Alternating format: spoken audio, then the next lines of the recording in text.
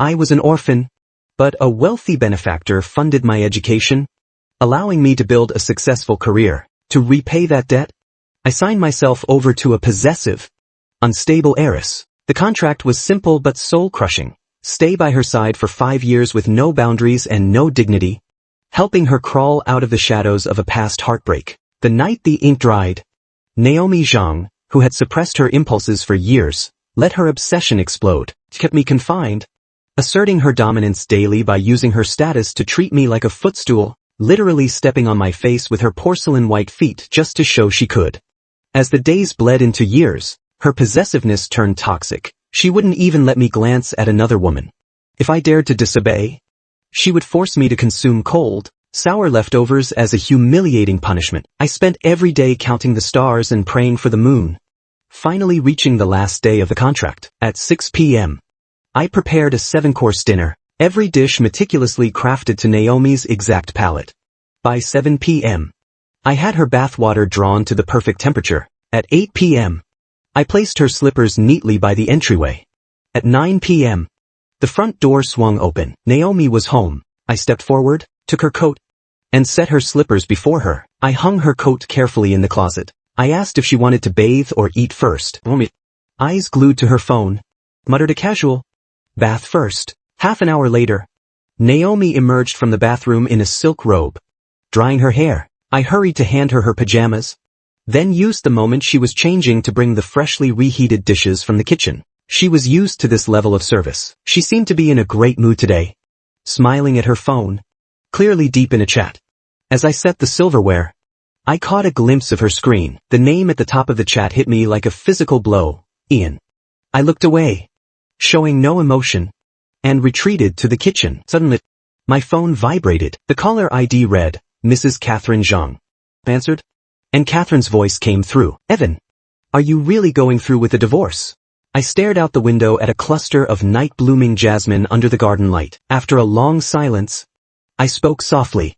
"Mrs. Zhang, you know the truth. I only stayed with her because of the contract. The term is up today. Besides," I added, "Ian is divorced and back in the country. She's happy lately. She doesn't need me anymore." Catherine sighed, her voice tinged with regret. "I know these years have been hard on you. I saw your suffering. I truly thought your devotion would eventually make her fall for you. But, never mind. Ian is back, so I'm not worried about her. 5 years ago, you gave up a prestigious exchange program abroad for her. If you still want to go, I can pull some strings for you." I stared at the blooming flowers, my mind momentarily drifting. For 5 years, my life had been on standby for Naomi Zhang. It was time to move forward. I nodded. "Thank you, Mrs. Zhang. Please arrange it. I want to leave as soon as possible." As I hung up, the jasmine outside began to wither, a perfect metaphor for my 5-year marriage finally ending. I had come from nothing, and it was Zhang Corp that funded my degree. Because of them, I excelled and won the only exchange student slot in the entire university. Before leaving, I went to the Zhang estate to show my gratitude. I wasn't the only one they funded, but I was the first to come back and say thank you. Catherine, who intended to brush me off, found herself intrigued by my sincerity. After a long silence, she said, "If you really want to show your gratitude, do me a favor." From her, I learned the history of Naomi and Ian. Naomi and Ian were childhood sweethearts, both born into the elite. Everyone knew Naomi adored him, but because Ian wanted a slow-burn romance, she waited in the shadows for years. The day Naomi planned to confess after graduation, Ian suddenly announced he had a girlfriend and moved abroad. Naomi chased him to the airport that night and ended up in a horrific car accident. When she woke up, Ian had already entered a whirlwind marriage overseas. Following that, she spiraled into alcoholism, a fallen queen wasting away. I showed up right at her lowest point. Catherine decided I should be the one to pull Naomi out of the abyss. To repay my debt, I sacrificed my education and signed a 5-year gratitude agreement. At a high-end gala, I staged a chance encounter and pretended to fall for her at first sight, beginning a relentless pursuit. Everyone in their social circle knew Naomi Zhang had a man who loved her to the point of madness. Naomi grew used to my presence, but she never let me truly in. Until the night of the yacht party, her friends made a bet. Whoever's +1 jumped into the dark, rough sea to find a discarded ring would win a lucrative plot of land in North Heights. I knew Naomi had been losing sleep for weeks trying to secure that land. While every other man backed away from the giant waves, I dived in without a second thought. That was the first time Naomi lost her composure for me. She clung to me when I was pulled out, shaking with fear. Evan Sue, let's get married. I'll try to love you. Later, I found out she only proposed because Ian had posted a photo of him and his wife kissing under the northern lights that same night. Even knowing that, I fulfilled my contract. I fought to replace Ian in her heart by being the perfect husband, cooking, cleaning, and managing the household. When I learned she never got to see a meteor shower as a child because her parents were too busy, I spent 6 months scouting the perfect mountain peak to watch one. But that night, I waited alone until dawn. Naomi never showed up. Later, I found out she had flown across the world to see Ian. Ian's marriage was failing. And from that day on, Naomi flew abroad once a week. She showered him with thoughtful, anonymous gifts, trying to cheer him up from the shadows. The day Ian moved back to the States, she was so desperate to see him first that she got into another car accident while speeding. I stayed by her bedside for 3 days and nights without sleep. In her delirium, she whispered Ian's name 999 times. In that moment, the truth finally sank in. I could never complete the task Catherine gave me. Fortunately, the contract was ending, and Ian was single and back home. Naomi finally had her white knight back. And it was my time to go. From now on, we could both start our real lives. Who are you talking to? Naomi walked into the kitchen, finding me staring blankly at my phone. I snapped out of it and said calmly, no one. That night, lying beside her and hearing her soft breathing, I stared at the ceiling until the sun came up. I didn't sleep a wink. The next morning, Naomi frowned at the Western-style breakfast I had prepared. You know I don't like Western food. Why did you make this? I lowered my eyes and took a slow bite of steak. The fridge was empty of anything else. I lied. The truth was, I was preparing myself for the palette of life abroad. She didn't push it. She set her phone on the table, her eyes darting to it every few seconds, waiting for a notification. I didn't have to ask. I knew who she was waiting for. Suddenly, the phone buzzed. She grabbed it instantly. Whatever Ian sent made her genuinely happy. A rare, genuine smile touched her cold lips. I watched her for a moment, then I pulled out the divorce papers I had ready. I had been preparing for this moment since the day I signed the contract. I was finally going to be free. Naomi, let's get a divorce, I said. My voice was as flat as if I were commenting on the weather. She was so absorbed in her chat with Ian she didn't even process my words. She just gave a dismissive, I wasn't surprised. This was how she had treated me for 5 years. Hot and cold, mostly cold. Now that Ian was back, I didn't even have a fraction of her attention. I flipped the papers to the last page and handed her a pen. I pointed to the signature line. Sign here. Sure, she muttered, not even looking up. With one hand, she signed her name exactly where I pointed, while her other hand kept typing on her phone. I tucked the papers away.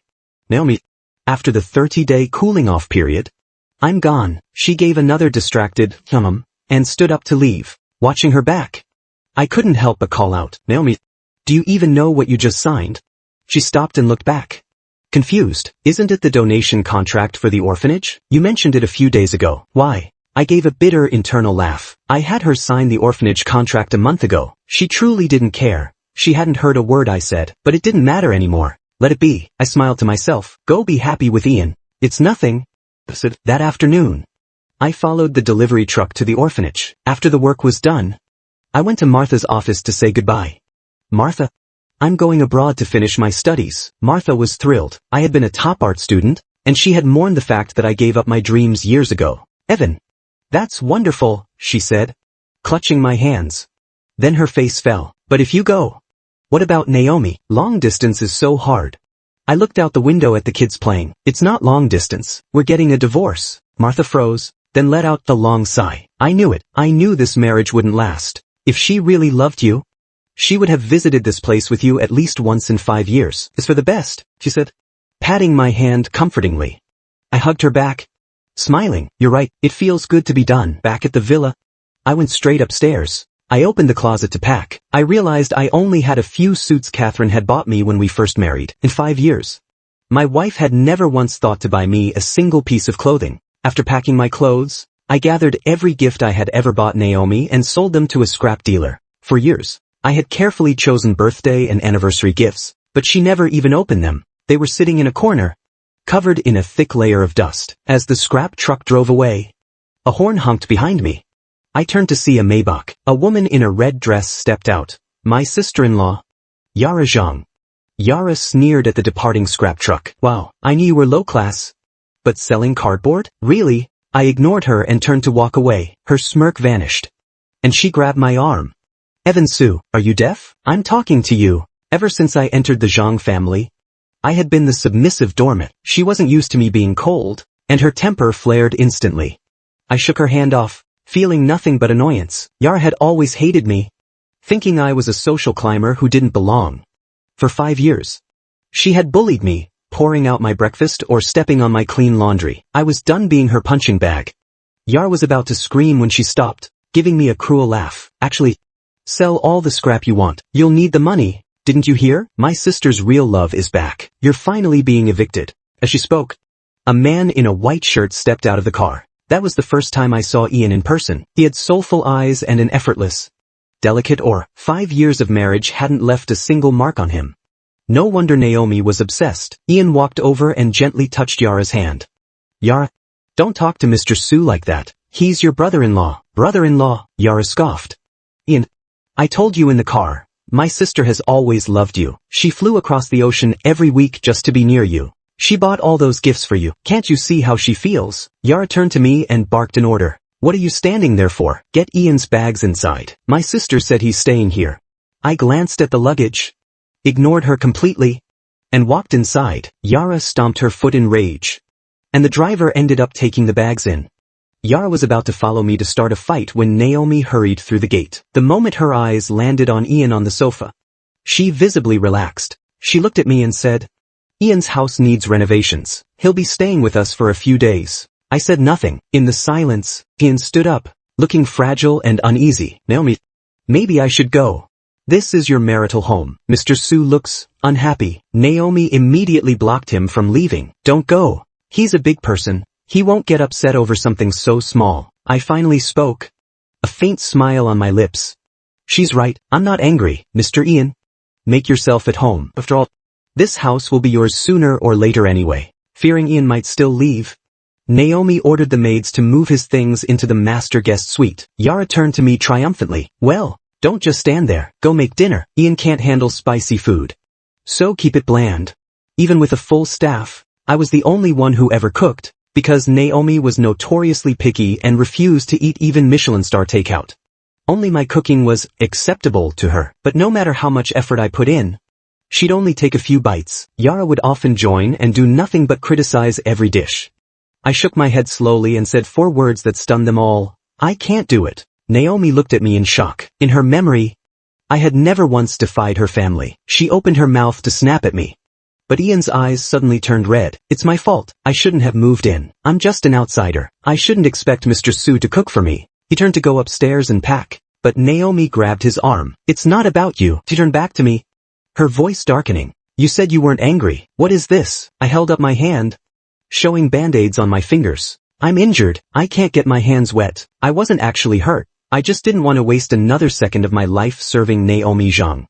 The atmosphere turned icy. I was the one who ran the house. The maids usually left by this hour. No one else knew how to cook, and it was too late to call the staff back. Yara scowled. If you were hurt, why didn't you say so earlier? Are you trying to starve us? She stepped forward to berate me, but Ian held her back. Yara, stop. Ian looked at Naomi. Naomi, since I've been gone so long, I've been craving that hot pot place near our old high school.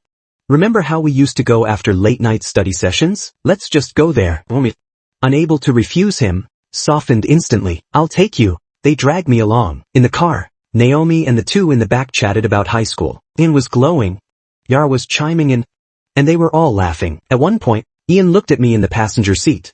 Sorry, Mr. Su, we're not trying to ignore you. It's just, you weren't part of those memories. You won't be part of the future ones, either. I thought. I just gave a non-committal hum and closed my eyes. Naomi glanced at me, sensing something was different. At the restaurant, I excused myself to go to the restroom. I splashed cold water on my face and looked in the mirror. I was young, but the exhaustion in my eyes was undeniable. Compared to Ian, who looked full of life, I looked like a ghost of myself. Just a little longer, I told myself. Then you're free. When I returned to the booth, They had already ordered clear broth only. Ian doesn't eat meat. So lots of veggies. No cilantro. Naomi told the waiter. After all these years, she remembered his preferences perfectly. Evan, do you have any allergies? 5 years. It was the first time she had ever asked. I wiped my silverware with a napkin. Whatever is fine. Except seafood. Throughout the meal, Naomi's entire world was Ian. She barely ate, spending the whole time putting food onto his plate. Suddenly, an argument broke out at the table next to us. It escalated quickly until one man, in a fit of rage, grabbed the pot of boiling soup to throw at his opponent. The other man dodged, and the scalding liquid flew straight toward our table. Amid the screams, Naomi's instinct kicked in. She lunged to shield Ian. I couldn't move in time. The boiling soup drenched my arm. My skin turned an angry red instantly, blistering before my eyes. The pain was like 10,000 needles. I couldn't even scream. Evan! Naomi let go of Ian and rushed to me, panic finally crossing her face. Does it hurt? Let's get you to the hospital. I looked at her, my body shaking with pain, unable to speak. Oh my God, Ben. You're hurt too, Yara screamed. Naomi's attention snapped back to Ian instantly. She rushed to his side. He had a few small splatters on his arm, but it looked minor compared to mine.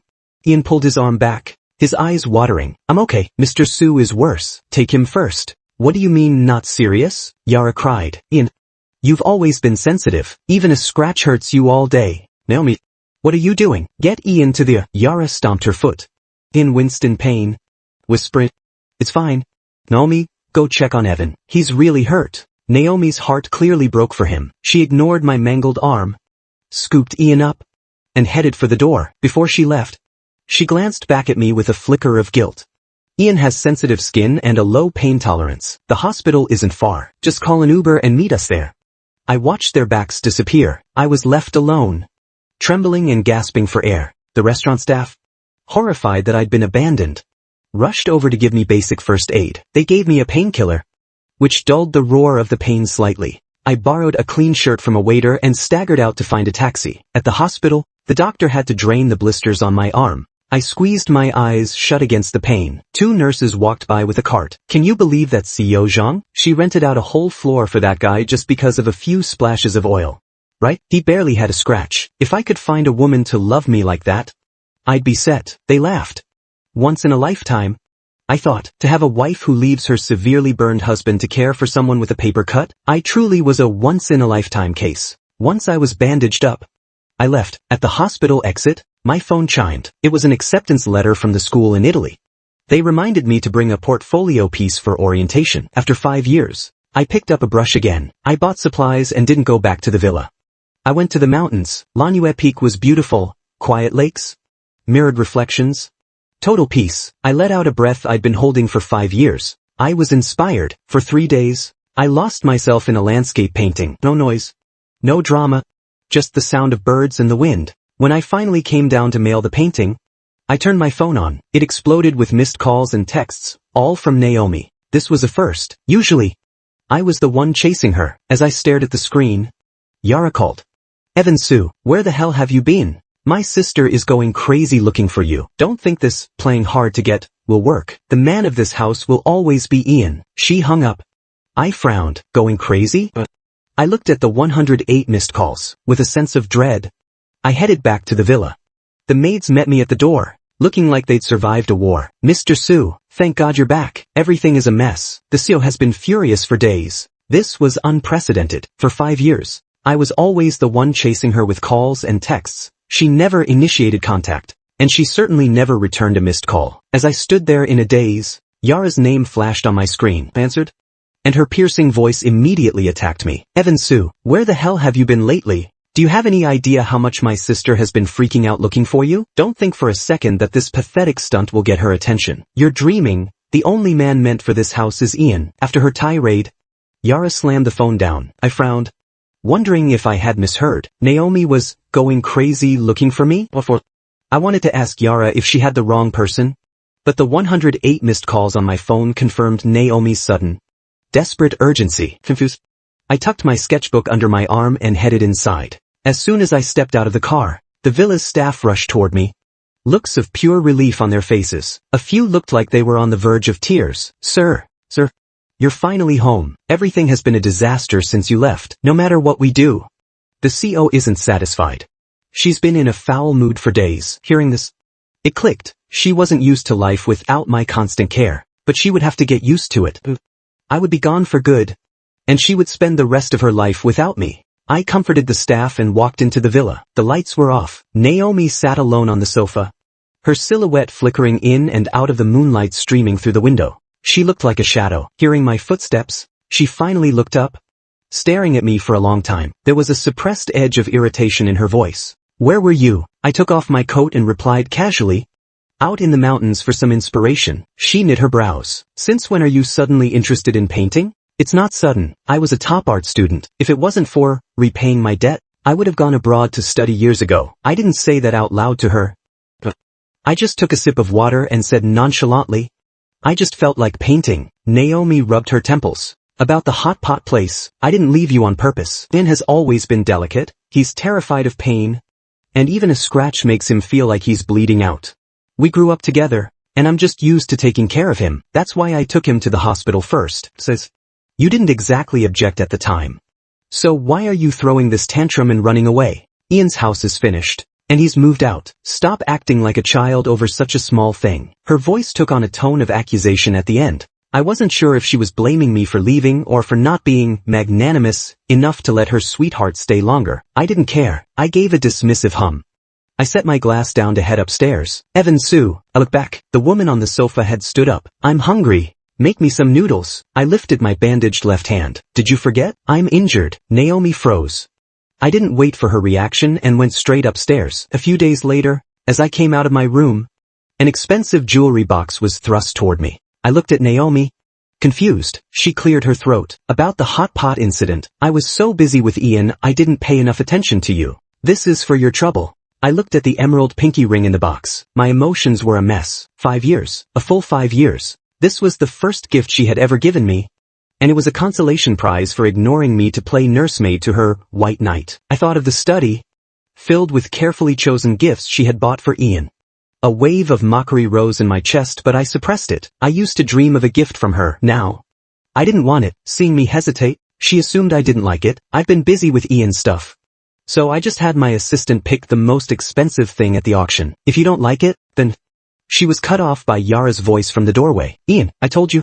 My sister adores you. You shouldn't have moved out. You should come over more often." She dragged Ian into the room. Seeing the ring in my hand, she shrieked with delight. "Oh my God, Ian was just saying how much he loved this specific ring. I can't believe you actually bought it." She looked at Ian with envy. Ian turned bright red, looking down shyly. Seeing the hesitation in Naomi's eyes, I didn't think twice. I took the box and handed it directly to Ian. Since it's for him, he should have it. In one sentence, I made the choice for her and resolved her inner conflict. For the first time, Naomi's eyes weren't on Ian. She was staring at me. Something about my generosity seemed to make her uncomfortable. She felt like I had changed, but she couldn't put her finger on exactly how. A week later, the divorce cooling-off period ended. As I was packing, Naomi had her assistant deliver a high-end tuxedo, telling me to attend a gala at the family estate. Looking at the suit, I found it almost funny. Legally, we were over, yet Naomi was blissfully unaware, still expecting me to play the part of the devoted son-in-law. I wanted to refuse, but I remembered Catherine Zhang's kindness over the years. Plus, I needed to pick up my travel documents from her. I put on the tuxedo and went. The ballroom was a sea of luxury, glittering lights, clinking glasses, and the scent of expensive wine. In the center of the crowd, Ian was surrounded by a group of guys. "Ian, Xiao Zhang really loves you, doesn't she? That ring on your finger is a limited edition from Sotheby's. It represents one-of-a-kind love. We heard a mystery billionaire dropped a fortune on it. Turns out it was the CEO. After all these years, she's still obsessed with you. I remember back in school, she walked you to and from class every day. She was the one secretly stuffing your desk with chocolates and snacks. Remember that time you fought? She didn't sleep for days trying to figure out how to make it up to you. She even came to me for advice. She looked like a wreck. You were her whole world. Nobody loves you like she does. When you got married abroad, she spiraled. When she heard you were unhappy, she flew out every week just to look at you from afar. She bought you everything to cheer you up. Now that you're divorced, it's obvious she doesn't care for that husband of hers. You two should just get back together." Ian's friends cheered. Do it, do it." Amidst the chanting, I stood in the corner, silently watching the scene. I listened as strangers recounted exactly how much my wife had loved another man. Evan. A voice whispered behind me. I snapped out of my thoughts. I turned to see Catherine. I almost called her but I caught myself. Mrs. Zhang, I said respectfully. She sighed at the formal address but didn't correct me. She handed me a folder with all my travel documents. Evan. I've arranged everything for your studies. Your flight leaves in 3 hours. Orientation starts early. Is there anything else I can do for you? I looked at the documents, feeling a massive weight lift off my shoulders. The thought of my impending freedom made my hands shake with excitement. I took a deep breath to steady myself and tucked the folder into my bag. I shook my head. Thank you. Mrs. Zhang, you've done more than enough. I paused, then added softly. I have one small request. If Naomi ever finds out and asks where I went, please, tell her you don't know. I never want to see her again. Catherine looked shocked. Wait, you didn't tell her you're leaving? What was there to say? That I only approached her because I had to? That 5 years of devotion wasn't love. But a debt payment? That I was just following orders to help her forget Ian? Or that I was divorcing her and leaving the country forever? What was the point? Her white knight was back. Even if I left, she probably wouldn't care. I smiled. There's no need. I just want to leave quietly. Leave what? A woman's voice cut through the air. I turned and locked eyes with Naomi's deep, intense gaze. My heart skipped a beat. I opened my mouth to explain, unsure of how much she had heard. Catherine quickly smoothed things over. It's nothing. Why are you over here? Naomi didn't press the issue, her eyes drifting toward the cake on the stage. It's time for you to cut the cake. Catherine rubbed her temples. I'm not feeling well. You two go ahead and do it. She turned and let the staff help her upstairs. Once she was gone, Naomi reached out her hand to me. Let's go. Cut the cake. I shook my head, gesturing to my bandaged hand. I can't. My hand hasn't healed. Go get Ian. Surprise flickered in her eyes. It was as if she felt something slipping out of her control. Why would I get him? Now it was my turn to be confused. But wasn't she always leaving me for him? She had flown across the world countless times for him. Now that I was giving her the chance, why was she acting like this was unbelievable? I gave a small smile. Because you two are close. It's just a cake. It's fine. Seeing my smile, and seeing that I didn't look angry, she still felt uneasy but didn't argue. She walked over to Ian.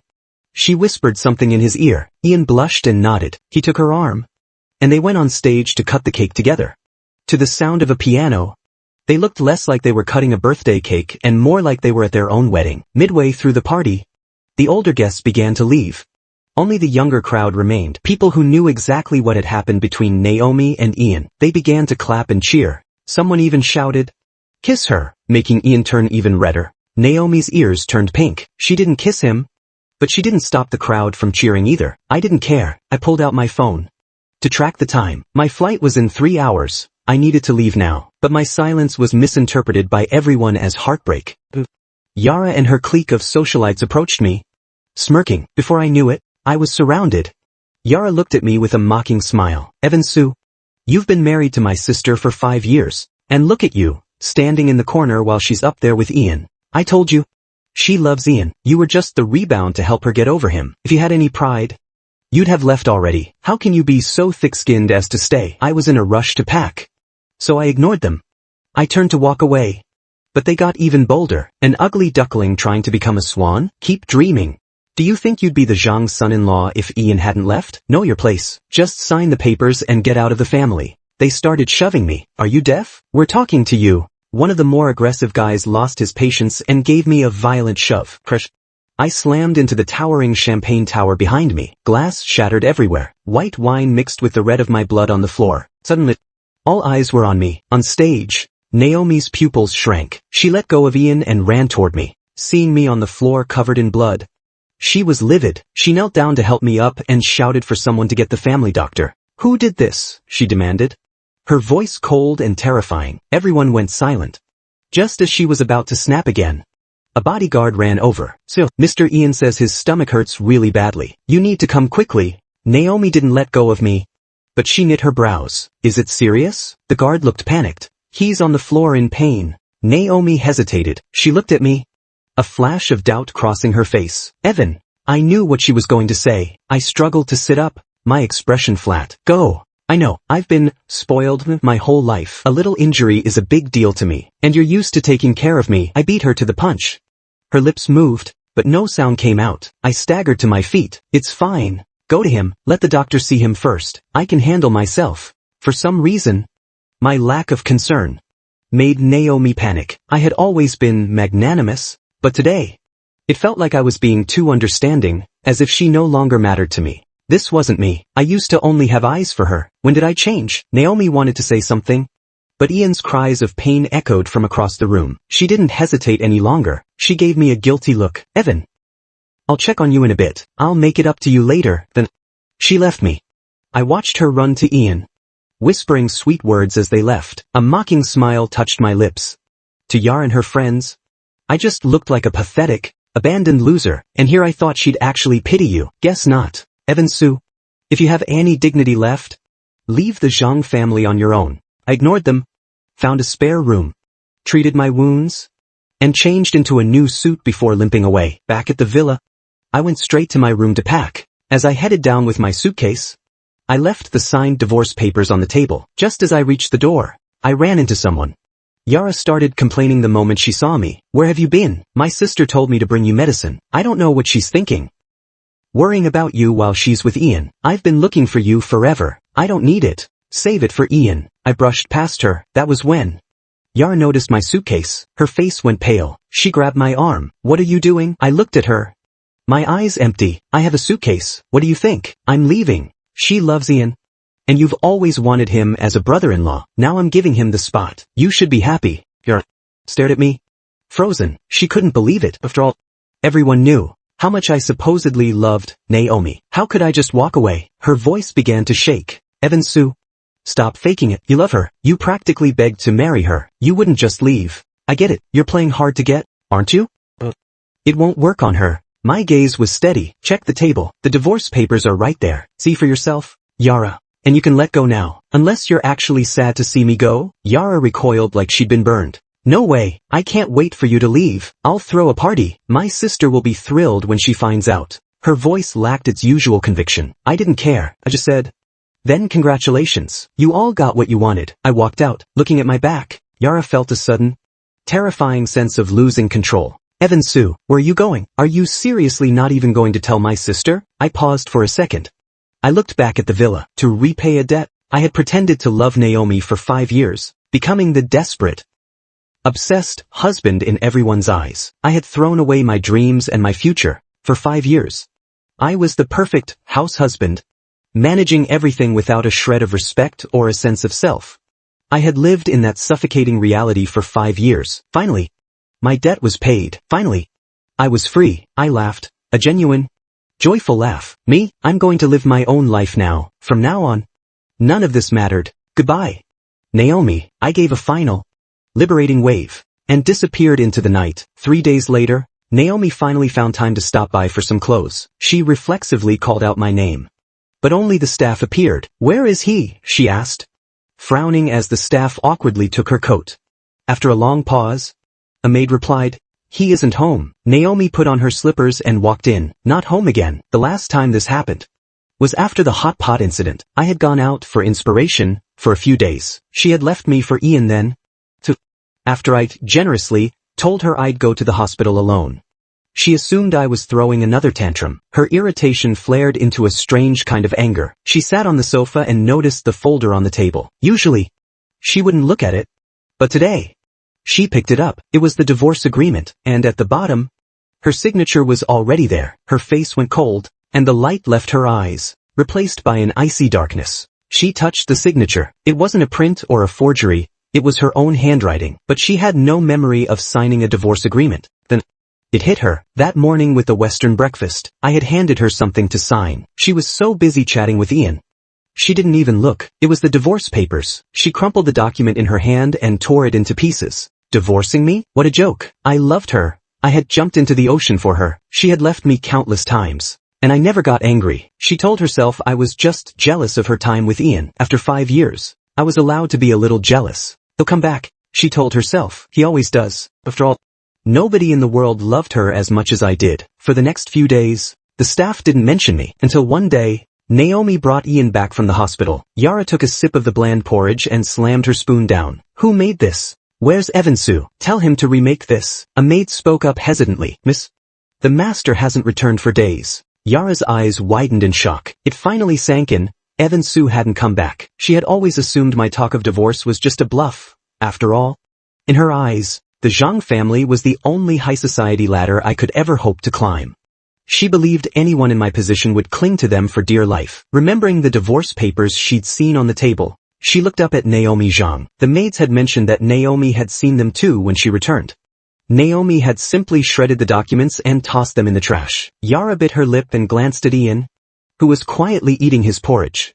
He seemed completely oblivious to their conversation. Naomi had pined for Ian for years, and now that he finally seemed interested in coming back and I had bowed out, Yara figured her sister should be ecstatic. But when Yara looked back at Naomi, she saw her sister's brow furrowed in a deep, troubled frown, clearly unsettled by my prolonged absence. This only fueled Yara's resentment toward me.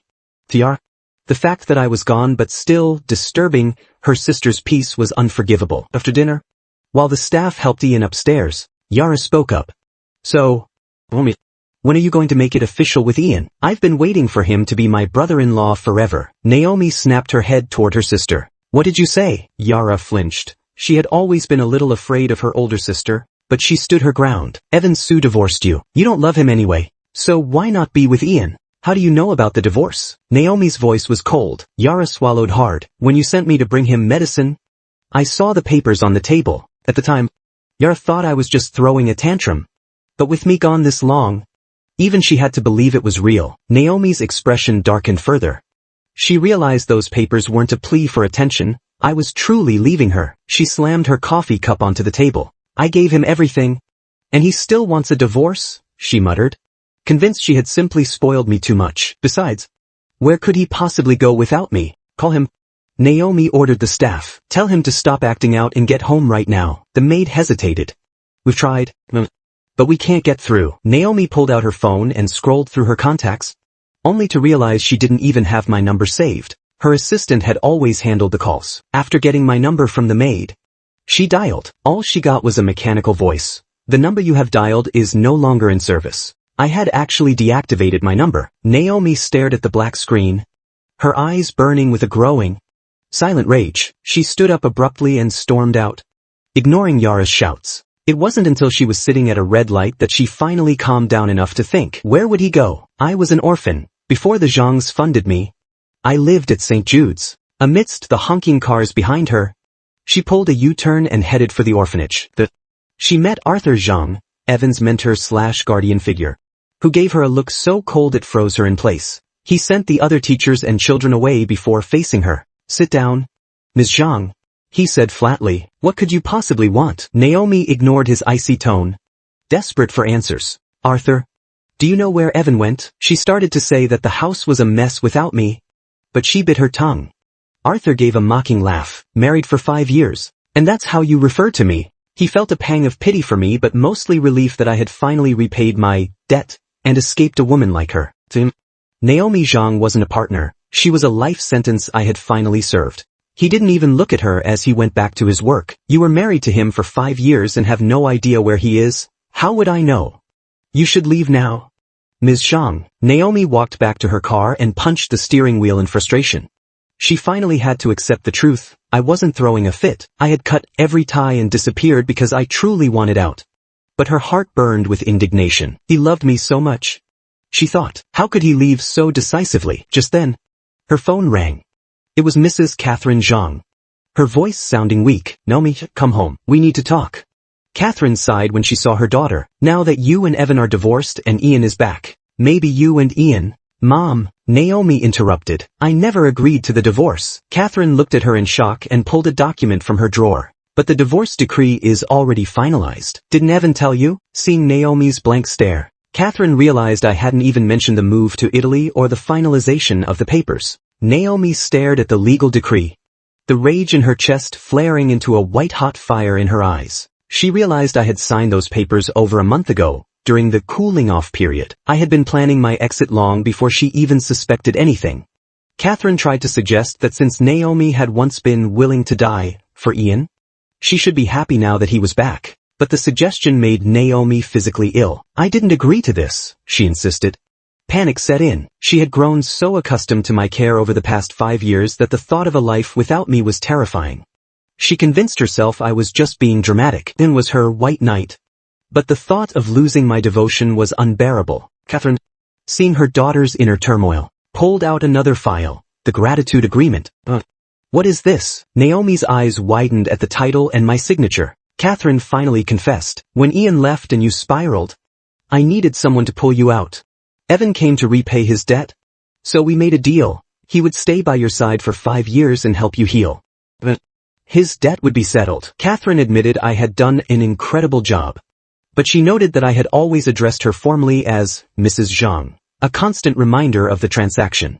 Catherine had hoped that if Ian never returned, I would become her real son-in-law. But the moment the 5 years were up, Ian came back.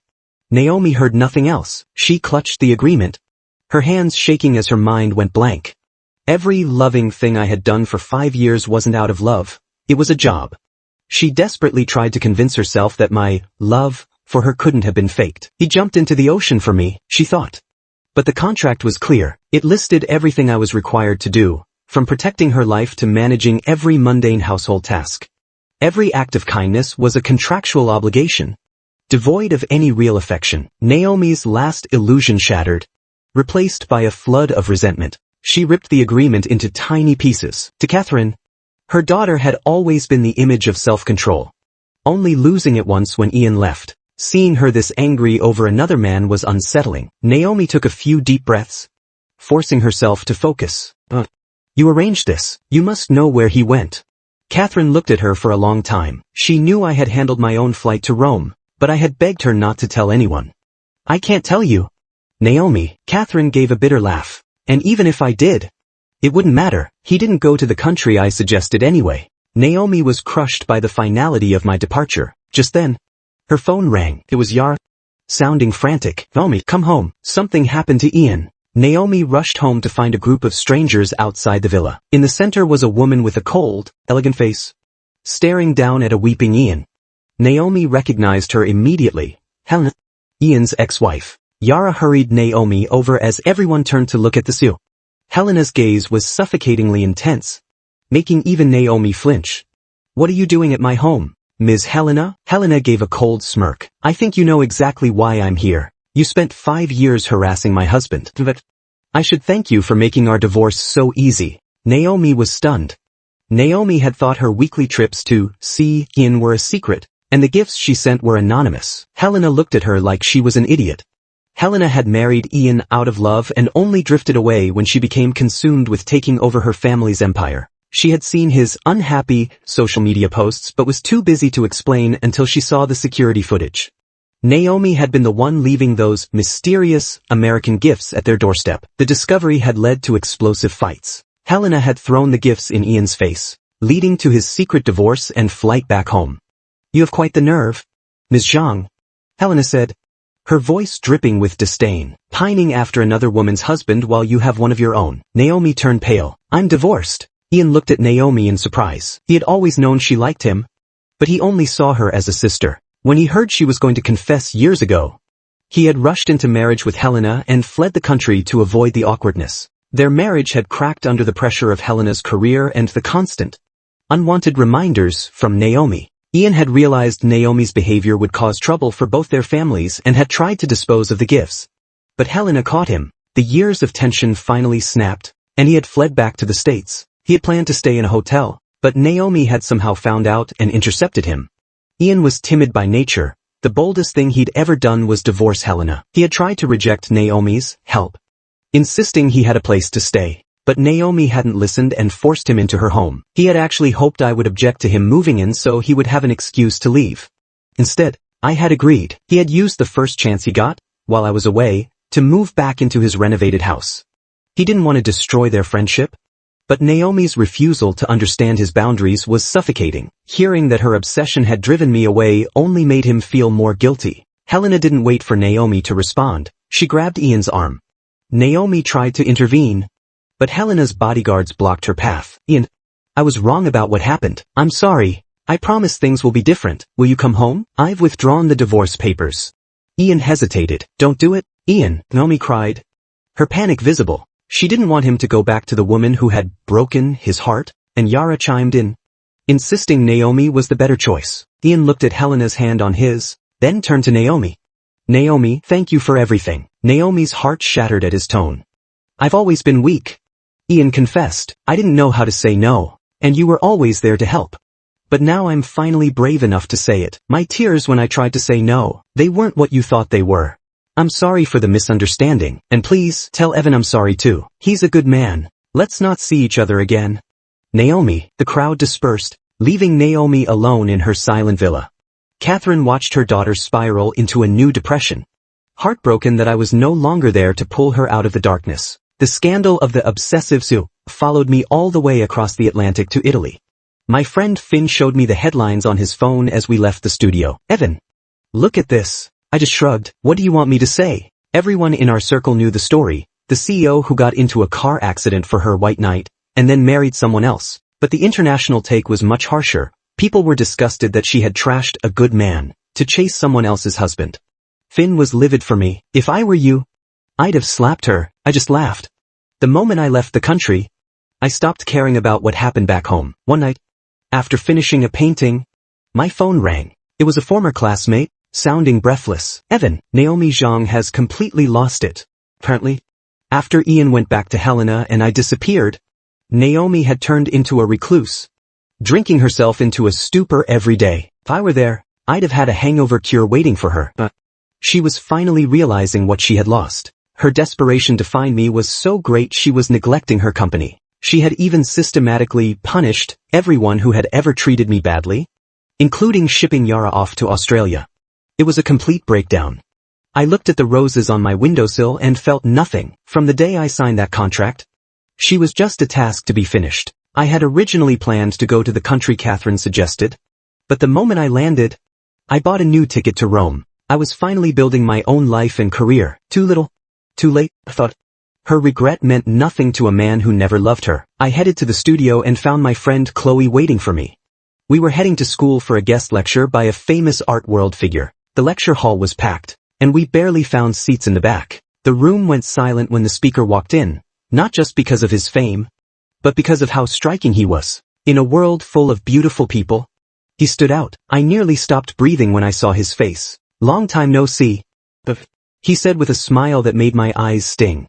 It was Finn, my brother, from the orphanage. He and Chloe had been my protectors when we were kids, before they were adopted by loving families. Seeing me so thin and worn out, Finn's heart broke. He had spent years looking for us and had only recently found me through a photo of Naomi's wedding on the Zhang Corp website. He knew everything she had done and was horrified at how that marriage had scarred me. When he heard I was in Italy, he and Chloe had immediately moved to Rome to be near me. Finally, after 5 years of holding it in, I let the tears fall. That night at dinner, I cried all over again when I saw Chloe. She kept piling food onto my plate, asking about my plans. I just want to graduate, I said. Finishing a steak, then maybe my own exhibition, or a job I actually like. When they asked about going back home, I hesitated. I have to see Martha, the orphanage director, eventually. She had secretly tucked money into my bag the day I left. But going back means facing Naomi again. Finn and Chloe exchanged a look and quickly changed the subject. We'll worry about that later. They said, we're here for you. By the following autumn, I was standing at my graduation ceremony. 5 years late, but I was finally there. My friends showered me with flowers, and we celebrated late into the night. A week later, I packed my bags. It wasn't a permanent return, but I was going back with Finn and Chloe to host an art exhibition. Seeing Martha after 2 years made me tear up again. She was so proud that I had finally achieved my dreams. You know, she said as we finished dinner, Naomi came by looking for you shortly after you left. Naomi Zhang came to the orphanage looking for you, asking where you were. Hearing that name after so long made me daze for a moment. Martha continued, but one look at her was enough to know she hadn't treated you well, so I didn't tell her a thing. After dinner, I returned to Finn's villa. Since my visit was short, Finn and Chloe had insisted I stay with them. Chloe met me at the door with a bowl of warm soup and plenty of motherly fussing. After we spent some time discussing next week's exhibition, I finally retreated to my room. Meanwhile, at the Zhang Corp headquarters, Naomi sat staring at a photograph for a long time. It had been 2 years. For 2 full years, She had mobilized every resource the Zhang family possessed, yet she hadn't found a single trace of me. Looking at the youthful face in the photo, a bitter smile touched her lips. It was our wedding photo, the only picture of us together from those 5 years. She finally understood the old saying, "You don't know what you have until it's gone." When I first left, she thought her unease was just because she missed my care. It wasn't until she saw the gratitude agreement I'd signed with her mother, and everything that followed, that the truth sank in. She had ignored her feelings for me because of Ian's shadow. Now that she was ready to admit she loved me, I had already vanished from her world. Suddenly, a knock came at her office door. Her assistant walked in. It was only after the divorce that Naomi realized how little she actually knew about me. When I used to return from my trips for inspiration, she thought I'd just picked up a hobby. She never knew I had been a top art student my whole life. If I hadn't sacrificed my future to repay a debt, I would have been a star in the art world long ago. Perhaps to feel closer to me, or to understand the man she'd lost, she began attending every art exhibition in the city. On my end, a former classmate sent over the guest list for my upcoming show, including the media and major entrepreneurs. He wanted me to be prepared. Seeing Naomi Zhang's name on the list made me pause. My classmate, noticing my expression, quickly offered, "If you don't want to see her, you can skip the interviews and stay backstage." I shook my head with a small smile. "It's fine. From the day I landed back in the States, I knew our paths would cross eventually. You can't run forever," says. What do I have to fear? I've long since repaid my debt to her family. We're just strangers now. On the day of the exhibition, a steady stream of guests flowed through the gallery. Naomi was among them. Over the last 2 years, she had actually learned quite a bit about art from all the shows she'd attended. Every piece was beautiful, but she stopped dead in front of one specific painting. It was a minimalist landscape, no unnecessary lines, just a vast, open mountain range. The plaque next to it read, "Freedom." Unexpectedly, it made her think of me. For 5 years, I had revolved entirely around her, waiting at home 24 hours a day. I had no sense of self, no freedom. The most basic human right had been a luxury I couldn't afford. As she stood there lost in thought, a familiar male voice reached her ears. She turned toward the sound and saw the man she'd been dreaming of. In that instant, her world went silent. Her entire universe shrunk down to the man standing before her. I stood tall and elegant, smiling as I introduced my work to a group of guests. "Evan." I knit my brows slightly at the sound of her voice, but before I could even turn around, I was pulled into a tight embrace. The scent of her expensive perfume hit me instantly. Naomi clung to me, her body trembling violently. "Evan, you're finally back." I was about to push her away when another figure moved faster, wrenching her off me. "Evan, are you okay?" I shook my head, signaling I was fine. Finn glared at Naomi, his eyes cold as ice. "Naomi Zhang, how do you have the nerve to show your face here?" Looking at her only reminded Finn of the 5 years of misery I'd endured, and his anger flared. Naomi opened her mouth to explain, but I stepped in to stop her. "Let's take this somewhere else." I didn't want the exhibition Finn and I had worked so hard on to be ruined by a scene. In a private cafe on the 2nd floor, Finn stood like a shield between Naomi and me. "Evan divorced you. Why are you still bothering him?" Finn demanded. Naomi looked past him at my cold, indifferent expression, and it felt like her heart was being crushed. I had never looked at her with such clinical detachment before. She had 1,000 questions, but only one managed to make it out. "Evan, why did you leave me?" Chloe let out a sharp, mocking laugh. "What a stupid question." I looked at Naomi calmly. "The debt is paid. Naturally, I left. I knew from the moment you signed those papers that you'd eventually find out about the agreement." Naomi's hands shook. "So, all those years, every nice thing you did, was it all just to repay the debt?" I replied, my voice steady.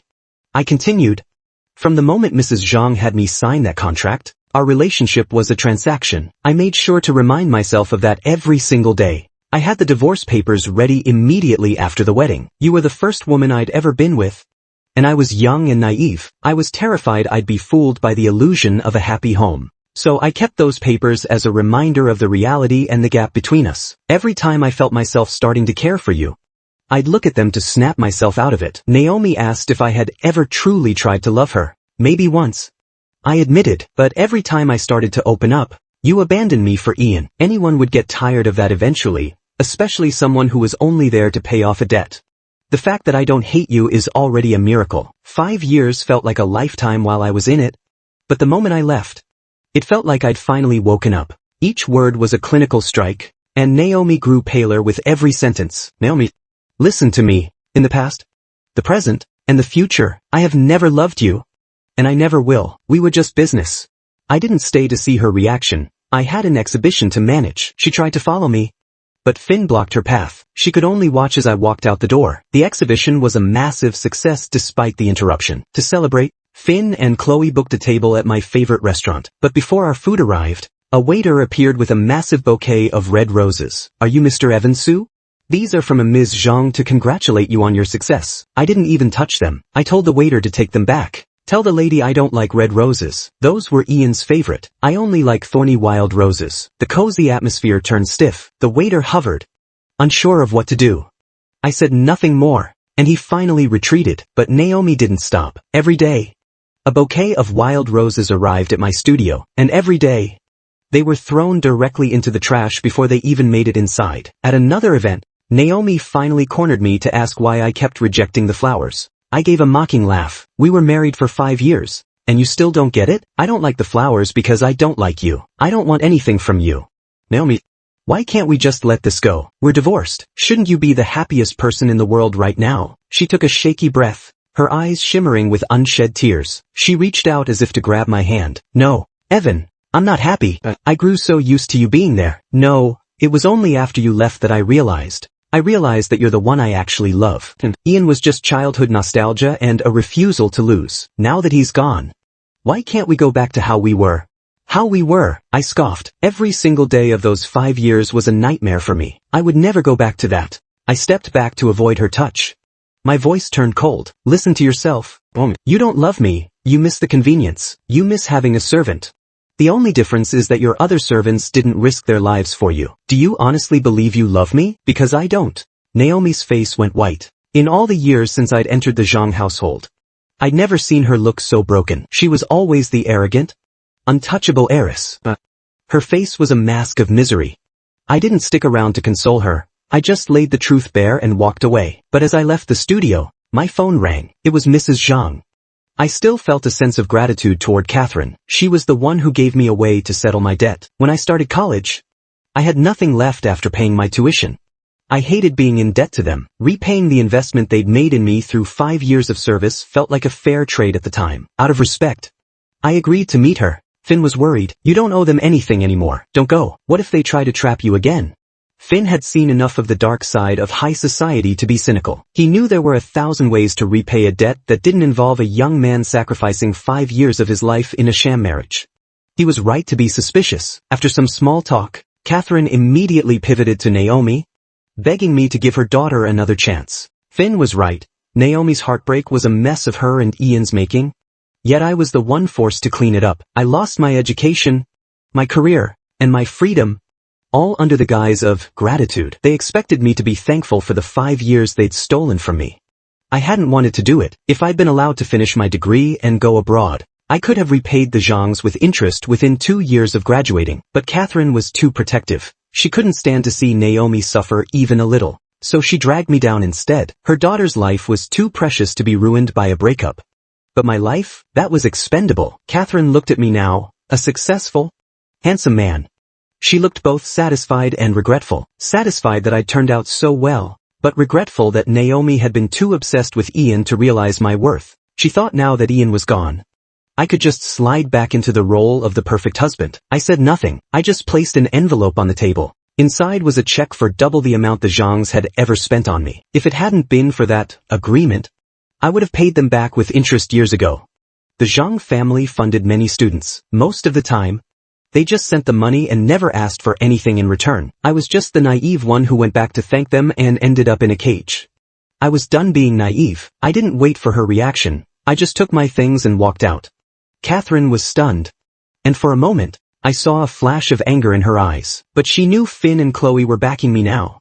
So she had to swallow her pride. Just as I stepped out of the house, I ran right into Naomi. Evan, what are you doing here? She sounded both surprised and hopeful. I let out a sharp laugh. Your mother wants me to do what I did 7 years ago, throw away my life and my career to be your emotional support dog. Naomi went deathly pale. She remembered the contract. To fulfill the gratitude, I had to give up everything to be by her side. Most people would go insane after a year or two of that. I had done it for 5. Combined with the way she had treated me, it was a wonder I had survived it all. The pain of the realization hit her like a physical blow. I'm sorry, she whispered. I didn't have the patience to listen. I didn't even look at her as I walked past. My words seemed to have an effect. Naomi didn't bother me for several days. I enjoyed the peace until the night of the Finn family gala. As Finn's brother, I was a guest of honor. Chloe stayed by my side the entire night, acting like a hawk-eyed bodyguard. Evan-Su, what the hell are you doing here? A shrill voice pierced the air. I turned to see Yara charging toward me. Catherine couldn't stand to see her daughter suffering in Australia, so she begged Arthur Zhang, Naomi's father, to let her come home. Yara was vibrating with rage. She blamed me for everything. In her mind, our divorce was the reason Naomi had sent her away for 2 years. I was standing near the champagne tower. I tried to step back, but I missed my footing. Evan, Chloe was fast, grabbing my arm and pulling me behind her. Yara couldn't stop her momentum. She crashed headfirst into the champagne tower. With a deafening roar, the glass mountain collapsed. Shards flew everywhere, and Yara ended up on the floor, covered in wine and blood. Yara! Naomi rushed over and tried to help her up. Yara shrieked in pain at the touch. Chloe checked me over one last time to make sure I was okay before turning on Yara. The Zhangs really have no class. You just charge at people out of nowhere? What is wrong with you? If I remember correctly, I added, watching Naomi's hand freeze midair as she looked at me from behind Chloe.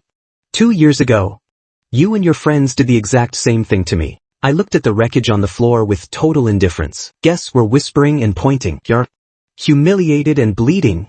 Lost it. It's your fault. If it wasn't for you, I wouldn't have been sent to Australia. With her family connections, she should have had a fine time abroad. But Naomi had wanted to teach her a lesson and cut her off financially, leaving her to survive on whatever Catherine could secretly send her. My fault? I asked coldly. Who was the one mocking me? Who was the one who actually sent you away? You can't even figure that out, Yara? Did you leave your brain in Australia? Yara went to lunge again, but Naomi stopped her. Enough. Have you learned nothing from your time abroad? Naomi, you're taking his side? What is so great about him anyway? He's a nobody. He has no money, no looks, and he's a pathetic orphan. I stepped forward and slapped her across the face. I might be an orphan, but I have more class in my pinky finger than you do in your whole body. I turned to Naomi. Control your family? Naomi. Naomi's face was a mask of cold fury. She turned to her secretary. Take her to the hospital. Now. The secretary dragged the screaming Yara away. Naomi looked at me, her eyes full of guilt. Evan, about today? I'm sorry. You're apologizing to the wrong person.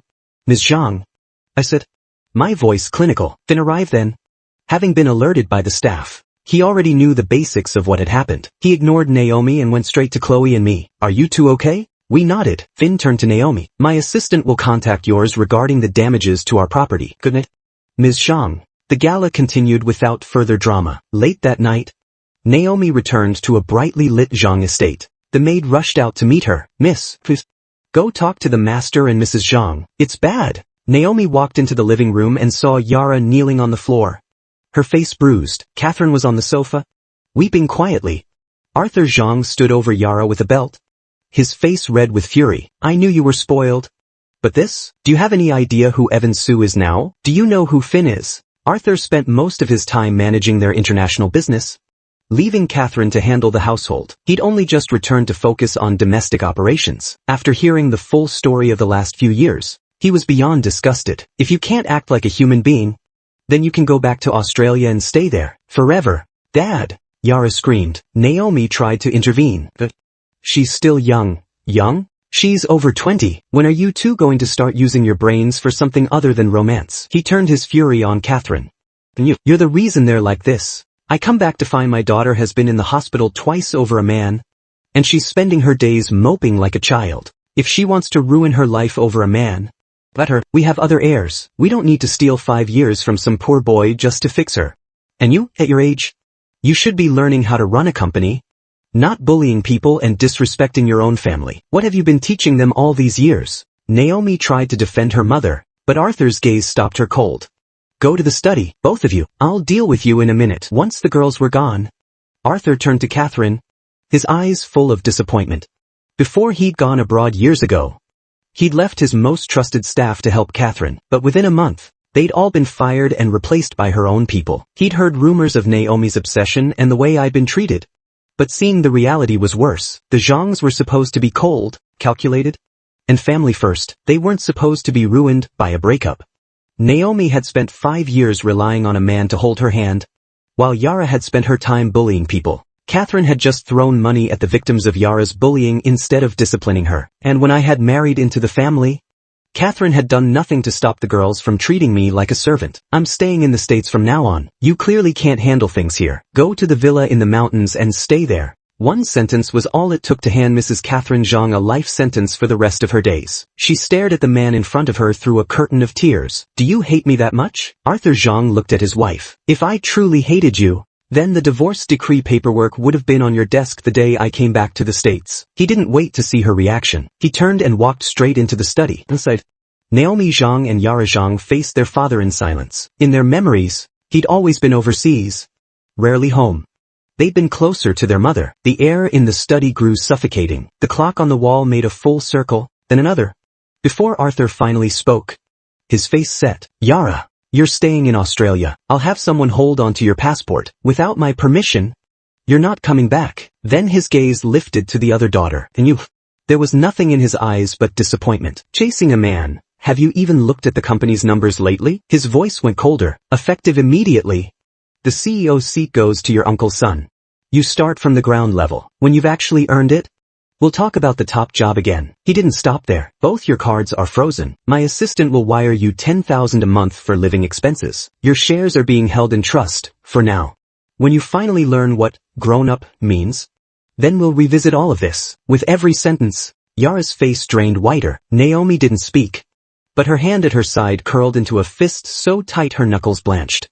News that Zhang Corp had replaced its CEO tore through their circles within hours. Chloe was practically buzzing as she told me, hands moving fast while she helped me pack. You've been back less than a month, and you're leaving for Italy again. I slipped the last folded shirt into my suitcase. I don't have a choice. I'd only come back to help Finn's family sponsor my exhibition. Once the show ended, I was supposed to leave, but the Fu family situation was messy. Finn and Chloe had to stay in the US for now and handle it, then fly out to meet me later, and if I didn't leave, I was guaranteed to run into Naomi Zhang. Now that she wasn't so anymore, she had even more free time. I didn't have the energy to keep getting tangled up with her. I snapped the suitcase shut and lifted it toward the door. Chloe hurried over. She leaned in, eyes bright with gossip. Do you still remember Ian? My hand stilled. Ian. I hadn't heard that name in a long time. All I remembered was that he'd followed his ex-wife back to the US. After that, I'd been too busy to care. Chloe tapped her phone, pulled up American Entertainment News, and shoved the screen toward me.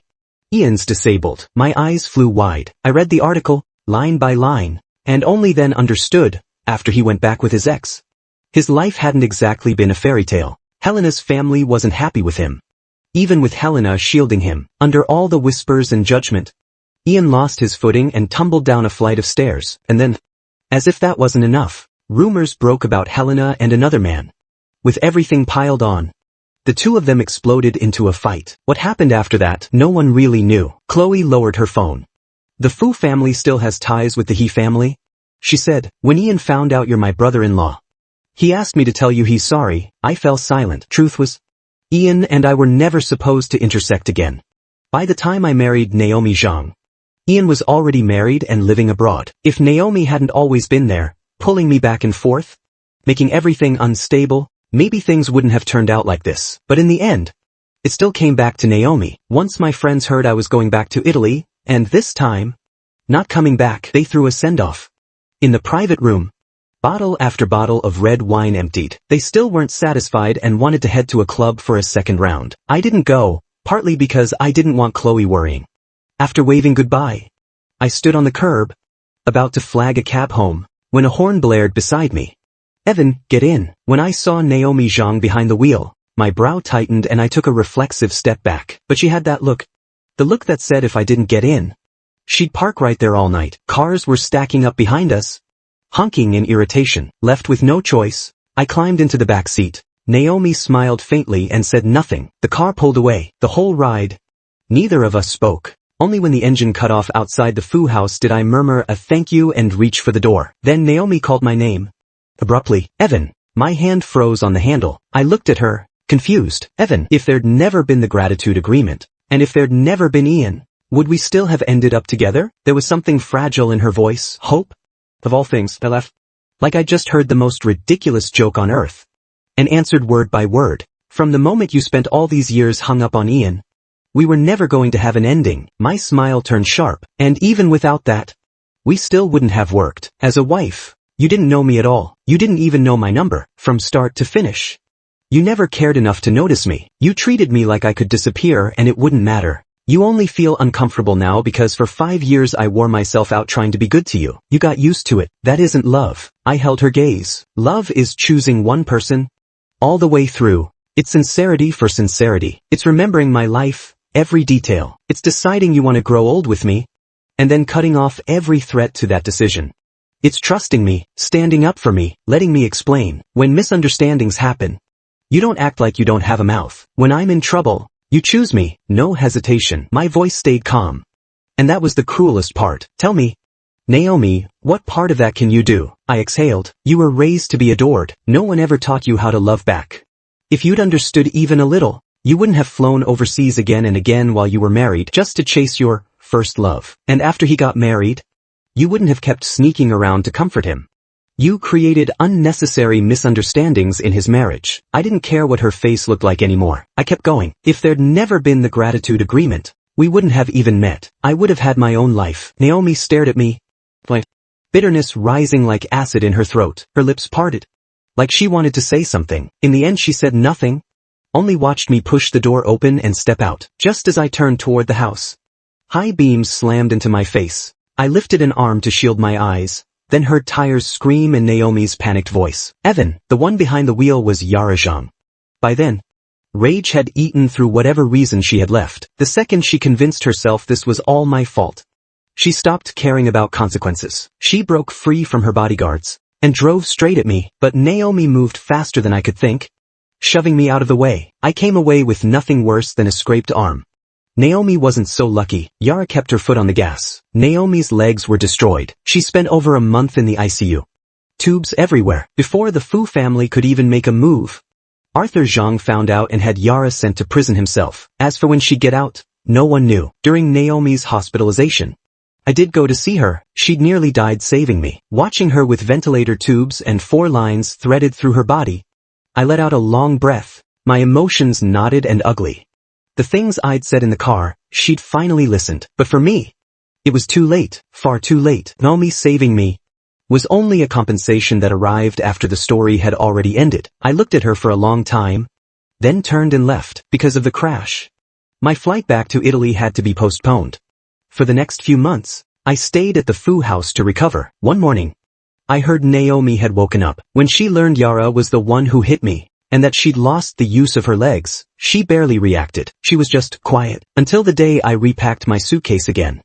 In a drawer, I found a ring. The ring I'd found the year I jumped into the sea. Back then, Naomi had used that ring to propose to me. 7 years later, after years of neglect, the diamond had fallen out, and rust freckled the band. I rubbed my thumb over it again and again. Maybe the question she'd asked me in the car. This ring was the only answer she deserved. In those 5 years of marriage, it had always been me giving in one direction, and her enjoying what I poured out. Without both people tending to it, a marriage rusts, just like metal. So no matter what outside factors existed, without my constant effort, our marriage was never going to reach the end. I put the ring back in its box and asked the housekeeper to send it to Naomi. When Naomi saw it, she went still for a long time. In her memory, she'd never given me a single gift, except that pinky ring she'd later handed off to Ian. When one of her friends visited and spotted the ring, she gasped, "Wait, this is the one we threw into the ocean during that bet." Naomi stared at it, and the scene snapped into focus.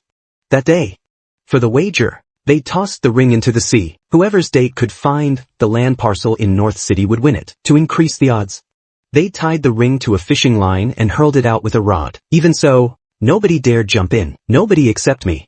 I'd looked calm as I asked the girl who proposed the bet, "Is this real?" After I got her yes, and the stamped land transfer document, I jumped without hesitation. She watched my thin frame swallowed by waves, gripping the railing so hard her bones turned white. A panic she'd never felt before crashed into her. For one insane second, she wanted to jump after me. Then I surfaced, gasping, the ring clenched tight in my fist. She'd wrapped her arms around me like she could fuse me back into the world. Fear shaking through her, and something else she couldn't name. Only now did she understand what it had been. Liking She'd fallen for me the moment I jumped into that ocean for her ring. Regret arrived late and brutal, flooding her whole body. She covered her face and broke down. Late that night, the housekeeper returned to the Fu house with an entire van of gifts. I stared at it all, completely confused. The housekeeper hurried to explain. Ms. Zhang cried for a long time after seeing the wedding ring. She called and had all this prepared. She said, "It's compensation for you." I looked at the pile for a long time, then opened them one by one. There were gifts for every year from when I was 1 to 18, and then gifts for my birthdays and anniversaries during our 5-year marriage. Plus New Year's, Valentine's Day, everything. Every item was exactly my taste, something she could have done with one phone call, yet she was 7 years late. I put the last box down, and said to the housekeeper, "Sell all of it. Donate the money to St. Jude's Children's Home." The day of my departure kept creeping closer. After this goodbye, who knew when we'd see each other again? Finn and Chloe cleared their schedules and dragged me all over the city, from sunsets by the water to the top of the Ferris wheel, from candied hawthorn on street corners to plated desserts at high-end restaurants. It was the happiest stretch of time I'd had in my entire adult life. Chloe kept putting food in my bowl and coaxing me, "More. Once you're overseas, you won't find this flavor again." And she was right. In a foreign country, recreating the exact same taste is basically impossible. I nodded and listened. I ate bite after bite of what Chloe gave me. The day we said goodbye at the airport, Naomi Zhang showed up. After all that time, I couldn't read her purpose. Finn and Chloe instantly stepped in front of me, guarded. Looking at the woman in a wheelchair, I felt a flicker of pity, then it vanished. I smiled anyway. Evan, goodbye. Back in Italy, I didn't return to my old apartment. The 2 house staff the foundation assigned arrived quickly and cleaned the place top to bottom. The chef started cooking. The next week, I was either catching up with friends I hadn't seen in ages or scouting venues for my exhibition. I was busy, but happy, until one night, my phone rang. Not Finn, not Chloe. It was Martha, the director from St. Jude's Children's Home. Martha told me Mrs. Catherine Zhang had died, and she hoped I could come back to see her off. Martha didn't know the history between me and the Zhangs. She only knew Mrs. Zhang had once funded my education through a private trust. In the end, I still went back. When I saw the Zhang estate draped in mourning white, my chest sank with it. No matter what, Mrs. Zhang had helped me once. Inside the memorial hall, I saw many people who'd received Zhang funding. They only nodded. No one spoke. On the phone, Martha had briefly explained the cause. Mrs. Zhang's health had been failing for a long time. After Arthur sent her to a mountain retreat to recover, she grew even weaker. The truth about Yara being in prison, and Naomi being disabled, had been hidden from her. Until that day, when Mrs. Zhang tried to call Yara to talk, no one picked up to ask the caregiver and learn the truth. The shock hit her hard, her heart gave out, and she stopped breathing on the spot. When I stepped into the hall, I saw Arthur Zhang with hair gone nearly white, and Naomi in a wheelchair, staring ahead with an empty, numb expression. I took a chrysanthemum, stood before Mrs. Zhang's portrait, and bowed 3 times. I set the flower down and stared at the portrait for a long time. My feelings about her were complicated. Gratitude. She'd funded my schooling. Hatred. She'd ruined 5 years of my youth. But the dead don't come back. Whatever was past dissolved with her last breath. I took one final look at her portrait, then walked to Arthur and bowed slightly. He nodded once, said nothing. I went to Naomi next. I looked at her for a long moment before I spoke softly. "I'm sorry for your loss." Naomi gave a bitter little smile and stayed silent. Because it was an immediate family death. Yara was escorted out from prison by guards. After prison, the arrogance was gone. Only a dull numbness remained. She barely reacted to Naomi, but when she saw Mrs. Zhang's portrait, she suddenly dropped to her knees and wailed. The guests turned their heads away, unable to watch. The day Mrs. Zhang was buried, a fine rain fell. Other prominent families sent representatives to pay respects. That day, Finn and Chloe discovered I'd slipped back without telling them. They didn't scold me, but I still explained. Chloe hugged me and whispered, "If you're being threatened, we won't let her get away with it." At the cemetery, Chloe and I shared one umbrella while we watched the coffin lower slowly into the ground. Nearby, Yara cried until she nearly passed out, 2 guards holding her upright. For the burial, the mourners left one by one. Chloe and I were among the last, talking quietly about what I'd do next.